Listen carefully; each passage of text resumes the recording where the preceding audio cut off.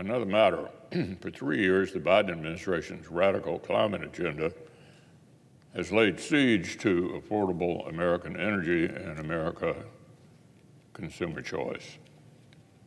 Slash development of abundant domestic energy reserves, soaring prices for gas and heating oil, and a thicket of new regulations from unelected bureaucrats, from construction permitting to home appliances. And as the president's policies made life harder for working Americans, prominent Democrats took the administration's green obsession on the road. Special climate envoy John Kerry went to China hoping to treat climate goals as a freestanding issue from our major strategic competition.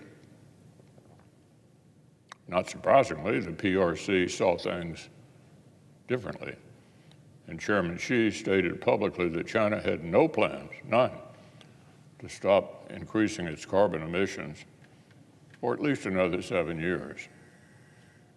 Meanwhile, the governor of California took his own trip to Beijing and pledged to PRC officials that, quote, regardless of what happens nationally, subnationally, you have a partner in California. Well, Mr. President, they sure do. In fact, the supply chains for some of our coastal liberals' favorite green passions, like electric vehicles, run directly through China.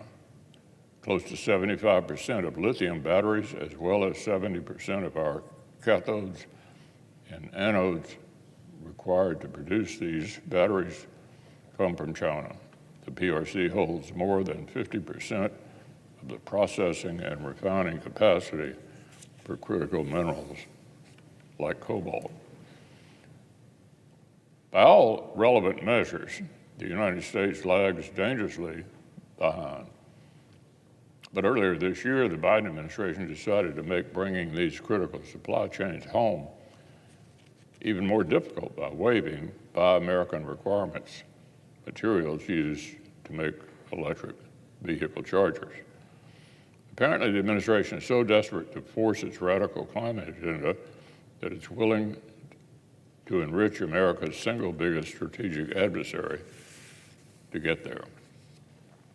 Washington Democrats so badly want to force working Americans to drive blue states' millionaires' favorite electric cars that they're willing to cut communist China in on the profits. Fortunately, the Senate had an opportunity yesterday to set things straight. Thanks to the leadership of Senator Rubio, a bipartisan majority voted to block the Biden administration's waiver policy using the Congressional Review Act. Apparently, the president's radical climate agenda is too radical for several members of his own party. Hopefully, you'll listen to them soon.